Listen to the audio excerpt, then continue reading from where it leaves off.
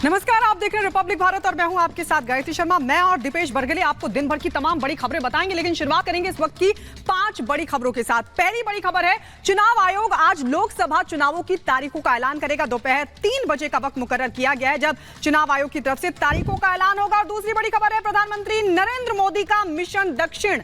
5 दिन के दक्षिण राज्यों के दौरे पर हैं प्रधानमंत्री मोदी और आज उनके दौरे का दूसरा दिन। तेलंगाना और कर्नाटक में आज वो सभा को संबोधित करेंगे। तीसरी बड़ी खबर है, अरविंद केजरीवाल की राउज एवेन्यू कोर्ट में पेशी है। ईडी की शिकायत पर आज राउज एवेन्यू कोर्ट में पेशी होनी है। अरविंद केजरीवाल की देखना होगा पेश होते हैं या फिर कोई और बयान जारी कर एक बार फिर से पेशी से बचने की कोशिश करते हैं। और चौथी बड़ी खबर है, के कविता, जी हां, केसीआर की बेटी के कविता को मनी लॉन्ड्रिंग के मामले में ही गिरफ्तार कर लिया गया। दिल्ली उनको लाया गया। अब लगातार ईडी उनसे करेगी पूछताछ। इसके अलावा 5वीं बड़ी खबर है, अमेठी दौरे पर है स्मृति ईरानी। लोकसभा चुनावों की तारीखों का आज ऐलान और इसी कड़ी में अपने संसदीय क्षेत्र अमेठी पहुंचेंगी स्मृति ईरानी। तो ये आज की 5 बड़ी खबरें जिन पर दिन भर रिपब्लिक भारत की नजर रहने वाली है।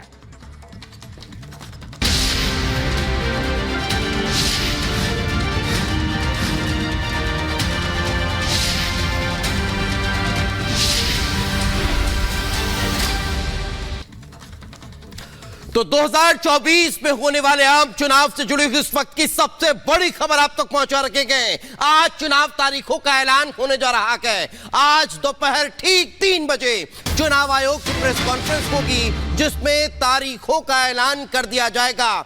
किस राज्य में कहां कितने चरणों में वोटिंग होनी है, किसे किस तारीख को वोट डालना है, वो पूरा शेड्यूल आज चुनाव आयोग बताने जा रहा है। चुनाव आयोग के सभी सोशल मीडिया प्लेटफॉर्म्स पर लाइव स्ट्रीमिंग होगी। रिपब्लिक भारत भी आपको हर जानकारी देगा।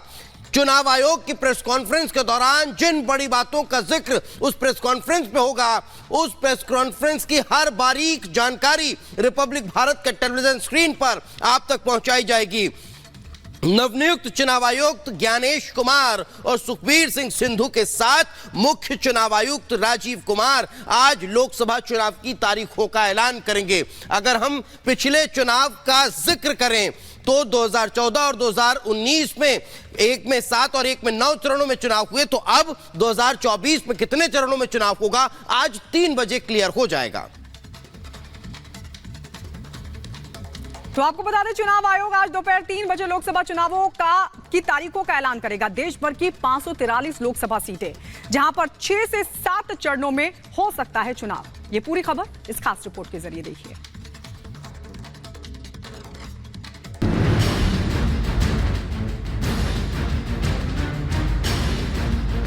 खत्म होगा इंतजार, आज होगा अहम ऐलान। कब और कितने चरणों में होंगे देश में लोकसभा चुनाव, आज ये साफ हो जाएगा। मुख्य चुनाव आयुक्त राजीव कुमार नवनिर्वाचित चुनाव आयुक्तों ज्ञानेश कुमार और सुखबीर सिंह संधू के साथ चुनाव तारीखों का ऐलान करेंगे। चुनाव तारीखों के ऐलान के साथ ही देश में आचार संहिता लागू हो जाएगी और राजनीतिक दलों के बीच सियासी जंग में प्रचार के नए चरण का भी आगाज हो जाएगा। इलेक्शन कमीशन की प्रेस कॉन्फ्रेंस दिल्ली के विज्ञान भवन में दोपहर 3 बजे से होगी। उम्मीद की जा रही है कि 543 सीटों के लिए 2024 के लोकसभा चुनाव 7 या 8 चरणों में हो सकते हैं। इसके साथ ही ओडिशा, सिक्किम, अरुणाचल प्रदेश और आंध्र प्रदेश में विधानसभा चुनाव की तारीखों का भी ऐलान होगा।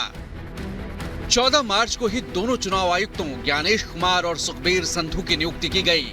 दोनों ने शुक्रवार 15 मार्च को पदभार संभाला और इसके बाद सीईसी राजीव कुमार समेत तीनों अधिकारियों ने चुनाव तैयारियों को लेकर बैठक की थी।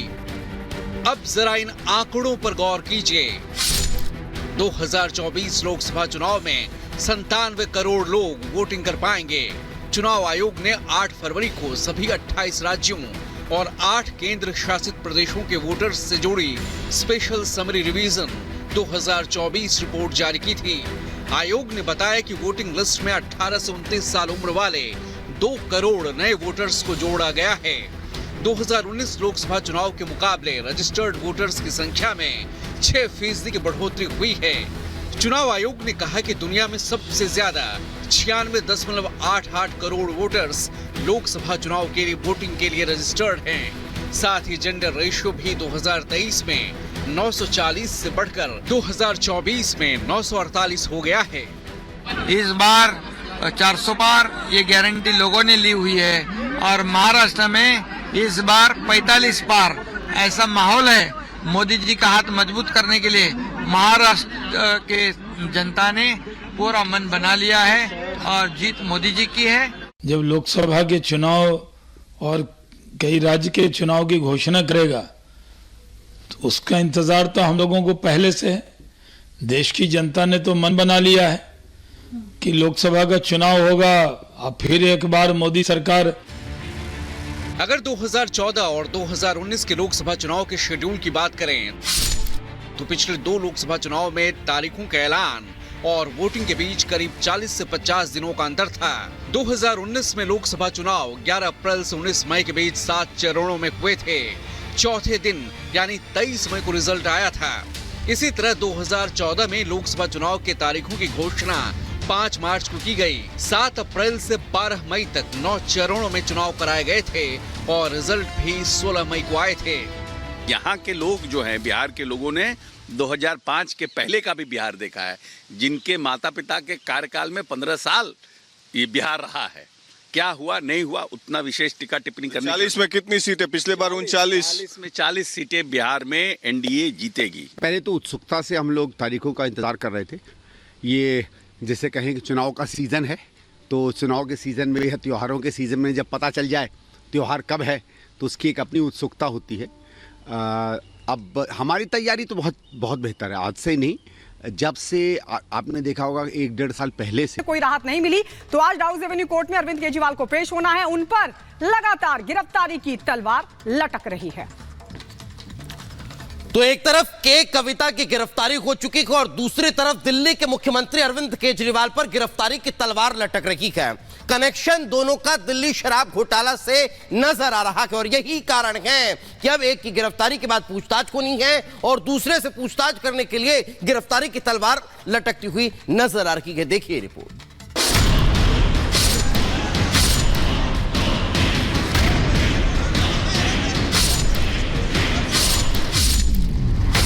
शराब घोटाला 1, झटके पर झटके 2।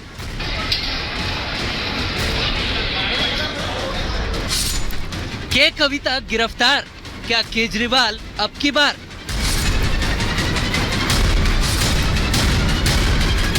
देश में चुनाव की तारीखों का ऐलान होने वाला है। जल्द ही यह तय हो जाएगा कि किस राज्य में कब वोटिंग होगी, नतीजे कब आएंगी। ऐसे में हर पार्टी सियासी बिसात बिछाने में जुटी हुई है। टीम मोदी तो चुनावी मोड में है, खुद पीएम मोदी मैराथन रैलियां कर रहे हैं, मगर विपक्ष तो गठबंधन, करप्शन और एजेंसियों के एक्शन से टेंशन में है।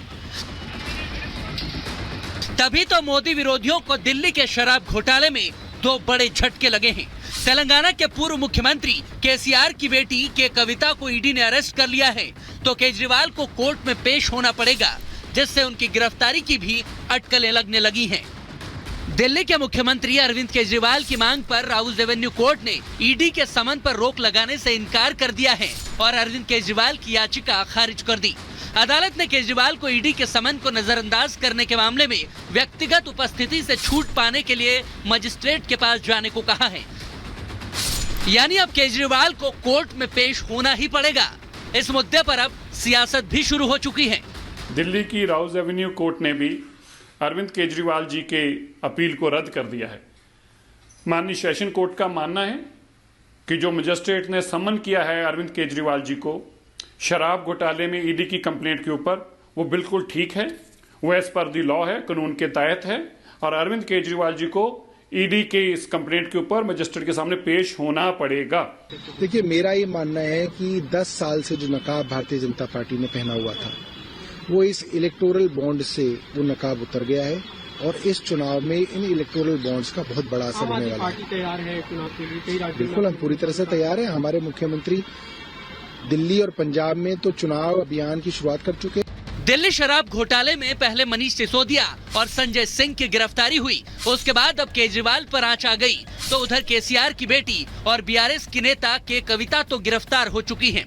ईडी ने हैदराबाद में करीब 8 घंटे की छापेमारी के बाद कविता के खिलाफ गिरफ्तारी की कार्रवाई की।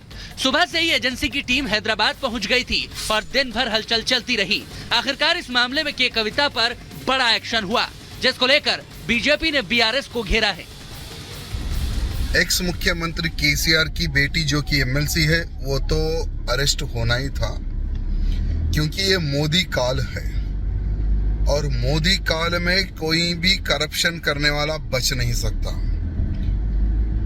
कुछ दिन पहले आप पार्टी के मुख्यमंत्री यानी डिप्टी मुख्यमंत्री को अरेस्ट किया गया शराब घोटाले में, और वही शराब घोटाले में कविता भी इन्वॉल्व थी।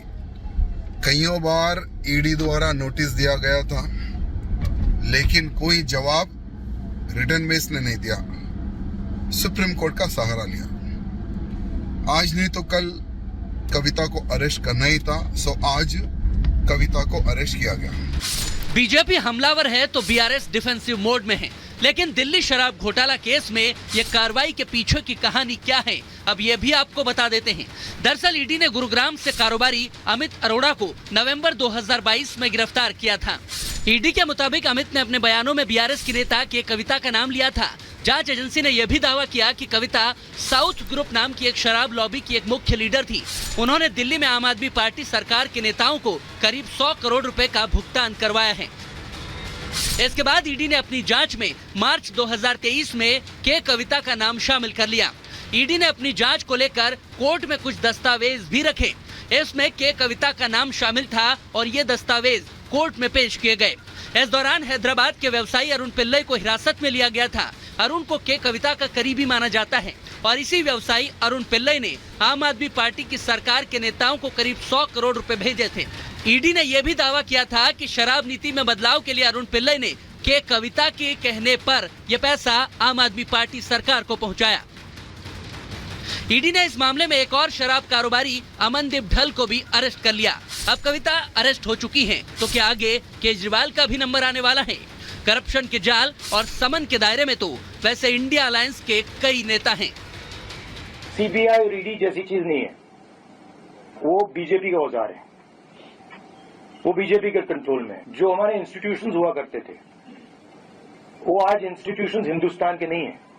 चाहे वो इलेक्शन कमीशन हो, चाहे वो सीबीआई हो, ईडी हो, ये सब हो, ये अब बीजेपी और आरएसएस के हथियार हैं। तो उनको ये भी सोचना चाहिए, ये जो सब कर रहे हैं, कि किसी ना किसी दिन बीजेपी की सरकार बदलेगी और फिर कार्रवाई होगी। विपक्ष के नेताओं को बदनाम करने के लिए, उनको डराने के लिए और उनकी छवि जनता में खत्म हो जाए, खराब हो जाए, उन एजेंसियों का इस्तेमाल करते थे और वही एजेंसियों का इस्तेमाल कर रहे हैं बड़े बड़े उद्योगपतियों से वसूलने के लिए। चुनाव से पहले ये जो बातें आई हैं, ये जनता इस बार भारतीय जनता पार्टी को उखाड़ फेंकेंगे। चुनावी मैदान में भले ही अखिलेश और राहुल के गठबंधन के साथ केसीआर ना हो, मगर ईडी एक्शन पर पूरा विपक्ष साथ खड़ा हो जाता है। के कविता पर कार्रवाई की खबर मिलते ही केसीआर भी उनके घर पहुंचे, मगर आरोप है कि उन्हें मिलने की इजाजत नहीं दी गई। तो उधर बीआरएस के विधायक हरीश राव भी के कविता के आवास पर पहुंचे। कई कार्यकर्ता और समर्थक भी कविता पर एक्शन के खिलाफ हंगामा करते रहे, मगर ईडी ने अपनी कार्रवाई जारी रखी। बीआरएस एमएलसी के कविता के आवास के अंदर कार्रवाई के दौरान का एक वीडियो सामने आया, जिसमें ईडी और बीआरएस के नेता केटीआर राव के बीच तीखी नोकझोंक चल रही है। बीआरएस कार्यकर्ता ने सोशल मीडिया पर यह वीडियो शेयर किया है।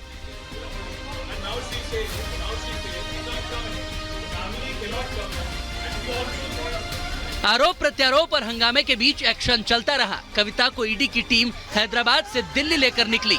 बीआरएस कार्यकर्ता विरोध करते रहे, मगर कांग्रेस सरकार की पुलिस की मदद से ही सुरक्षा के बीच के कविता के खिलाफ केंद्रीय एजेंसी अपना काम करती रही। अब केजरीवाल की पेशी और कविता से पूछताछ, क्या शराब घोटाले में अब कुछ और बड़ा होने वाला है? Bureau report, Republic Bharat.